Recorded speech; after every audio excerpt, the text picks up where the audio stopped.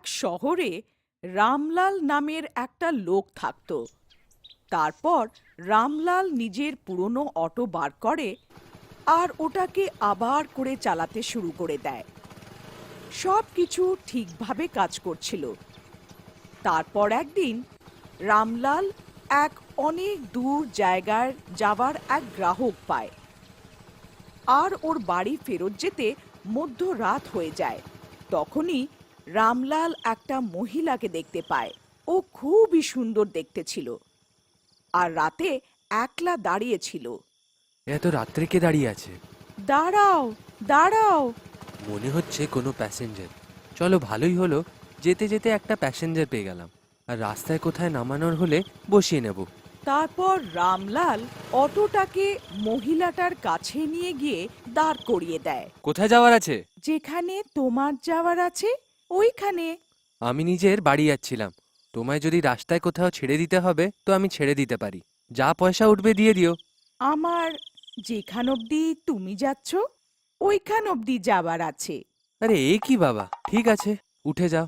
সরো তো, একটু জায়গা তো দাও। আগে না, প্যাসেঞ্জাররা পেছনের সিটে বসে, আপনি পেছনে গিয়ে বসে যান। না না, আমি তো তোমার সাথেই বসবো। রামলালের কিছু গড়বড় বলে মনে হয়। ও ওর পায়ের দিকে দেখে তো ওর পা দুটো উল্টো থাকে। এই দেখে রামলাল একদম চমকে ওঠে।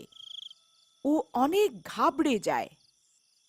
হে রাম, এ তো অনেক বড় গন্ডগোল মনে হচ্ছে। রামলাল, তুই তো গেলি, এ তো কোনো ডাইনি মনে হচ্ছে। এখন কি করি? তখনই রামলালের মনে পড়ে যায় যে ডাইনিরা তো আগুনের থেকে ভয় পায়। ও ওর পকেটে একটা লাইটার রেখেছিল। ও সেটাকে জলদি করে জ্বালিয়ে দেয়। তখনই ওই মহিলাটা নিজের আসল আর ভয়ানক রূপে পরিণত হয়ে যায়। আরে মাথা মোটা মানুষ, এ কি করলি তুই? এখন তুই আর বাঁচবি না। তারপর ও অদৃশ্য হয়ে যায়। আরে মরে গেলাম মাগো, পালাও রে, এ তো ডাইনি হয়ে গেল। আরে পালাও রে, পালাও। ও অনেক জোরে অটোটা চালায় আর আয়নাতে যখন পিছন ঘুরে দেখে তো ওই ডাইনিকেও কোথাও দেখতে পারে না। আর ও খুব জোরে জোরে অটোটাকে চালাতে থাকে। তারপর সে অটো স্ট্যান্ডে পৌঁছে যায়। ওইখানে ও নিজের বন্ধু কিষানলালের সাথে দেখা হয়ে যায়। আরে রামলাল, তুমি এইখানে? কি হয়েছে? এত ভয় পেয়েছো কেন? তুমি ঠিক আছো তো? এই নাও, জলটা খেয়ে নাও। আরে ভাই, কি বলি, আজকে তো আমি বেঁচে গেছি, খুব জোর বেঁচে গেছি। হে ভগবান, আমার রক্ষা করো। সে এখানে আসছে না তো? আরে হয়েছে কি সেইটা আগে বলো তো। কি বলি ভাই, আজকে রাস্তায় তো একটা ডাইনিকে দেখতে পেলাম। কি? ডাইনি? আচ্ছা, কি বলছো ভাই তুমি? আর ও সব ব্যাপার কিষানলালকে গিয়ে বলে। আরে ভাই, তুমি একটা খুব ভালো সুযোগ ছেড়ে দিলে হাত থেকে। যদি তুমি ওর মাথার থেকে একটা চুলো নিয়ে আসতে পারতে তো সে তোমার চাকর হয়ে যেত। থাক ভাই, আমার এরম কোনো লোভ নেই। আমার প্রাণ বেঁচে গেছে, সেটাই অনেক বড়। থাক ভাই, থাক, আমি চললাম নিজের বাড়ি। হায়, আজ তো বেঁচে গেলাম। তারপর রামলাল নিজের বাড়ি চলে যায়। এ তো পাগল লোকটা, যে এত বড় ভালো সুযোগ হাত থেকে ছেড়ে দিল। কিন্তু আমি এত বড় সুযোগ কি করে যেতে দিতে পারি? আমি কালকেই যাব সেই জায়গাতে। তারপর কিষানলাল লোভে পড়ে ওই জায়গায় চলে যায়। কিন্তু সে ওখানে কাউকে পায় না আর নাই কাউকে দেখতে পায়। কোনো ব্যাপার না, আমি রোজ এইখান থেকেই যাব। 2-3 দিন পরে সে এক সুন্দর মেয়েকে রাস্তায় পায়। দাঁড়াও দাঁড়াও, আমার তোমার সাথে যাওয়ার আছে। আরে বাহ, মনে হয় এইটাই সেই ডাইনিটা। চলো, এর চুলটাই তাহলে টেনে নি। ও যেই মুহূর্তে ওর চুল টানতে শুরু করে, আরে মরে গেলাম রে! হায় হায়, তোর নাশ হয়ে যাক! আমার চুল কেন টানছিস? আরে এ তো সে নয়। ছাড় আমার চুল, তোকে এক্ষুনি দেখাচ্ছি, অসভ্য কোথাকার! তারপর ওই মহিলা কিষানলালকে চটি দিয়ে মেরে মেরে হেনস্থা করে দেয়। আরে বোন, আমাকে মেরো না, ক্ষমা করে দাও, ক্ষমা করে দাও বোন, ভুল হয়ে গেছে, আমি তোমাকে ডাইনি ভেবেছিলাম। হায় রে, আরে মরে গেলাম রে, হায় রে মরে গেলাম। কি বললি? আমি তোকে ডাইনির মতন দেখতে লাগছি? অসভ্য কোথাকার! নে নে, আরো নে। তারপর ওই মহিলা ওখান থেকে চলে যেতে থাকে। এইসব ওই ডাইনি গাছের পেছন থেকে লুকিয়ে দেখতে থাকে। হে রাম, মরে গেলাম আজকে তো। আহ, আহ। তারপর কিষানলাল বাড়ি ফিরে যায় আর পরের দিন আবার সেখানে চলে আসে। কোনো ব্যাপার না, তুই হারিসনি কিষেনলাল। আজ মন দিয়ে পায়ের দিকে দেখব, তারপরে কিছু করব। তারপর সে একটা সুন্দর মেয়েকে দেখতে পায়। দাঁড়াও দাঁড়াও, আমার তোমার সাথে যাওয়ার আছে। এই মেয়ে, মনে হচ্ছে এই সেই ডাইনিটা। না না, আগের পা দুটো দেখেনি, জানতে পারলাম কালকের মতন আবার মার খেলাম। যে মুহূর্তে কিষানলাল ওর পায়ের দিকে দেখে, ওর মুখ ফ্যাকাশে হয়ে যায়, কেননা ওই মহিলাটার পা উল্টো হয়। তখনই ভয়ানক ভয়ানক আওয়াজ আসতে শুরু করে।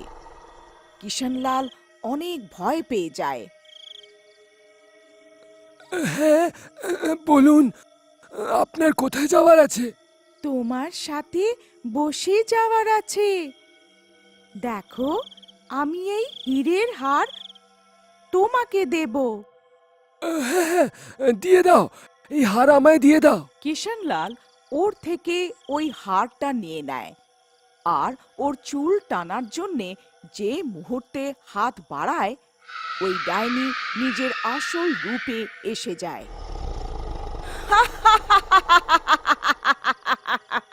তারপর অদৃশ্য হয়ে ওর পেছনে এসে যায়, কখনো অদৃশ্য হয়ে ওর সামনে এসে যায়। কিষানলাল অনেক ভয় পেয়ে যায়। আরে, আরে মাগো, মরে গেলাম, আরে বাঁচি না মাগো, ছেড়ে দাও ভগবানের জন্য আমাকে, আরে ছেড়ে দাও আমাকে, ছেড়ে দাও। আমি তোকে কিছুতেই ছাড়বো না, লোভী মানুষ। আমি তোর মতোই লোভী মানুষদের খোঁজেই করতে থাকি। এরই মধ্যে রামলাল ওইখান থেকে প্যাসেঞ্জার নিয়ে ওই জায়গা থেকে যেতে থাকে। তখনই ও দেখে যে ওই ডাইনি ওর বন্ধুকে ধরে নিয়ে মেরে ফেলছে। হে রাম, রক্ষা করো।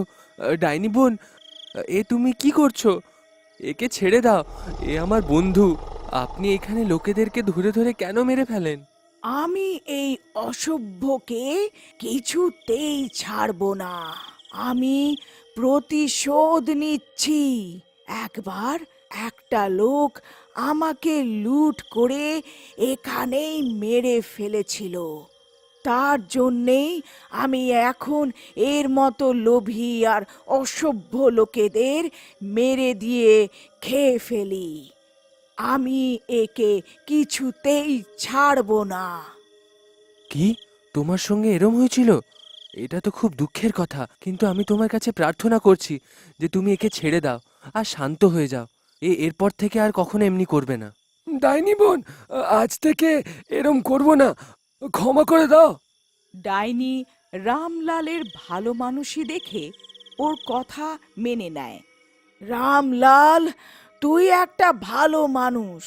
যদি তুই চাইতিস তো এই লোভীর কথা শুনে আমার চুল নিতে আবার আসতে পারতিস, কিন্তু তুই সেরকম করলি না। শুধু তোর কথা শুনে আমি একে ছেড়ে দিচ্ছি। আর তুই শোন কিষানলাল, এরপর থেকে তুই যদি এরম আবার করিস তো তোকে ছাড়বো না। না না দিদি গো, আমি এরকম কোনো দিন আর করব না। কারোর উপরে খারাপ নজর দেব না, নিজের বউয়ের উপরেও না। ঠিক আছে, চল পালা এখান থেকে। তারপর ওরা দুজনে নিজের নিজের বাড়ি চলে যায়।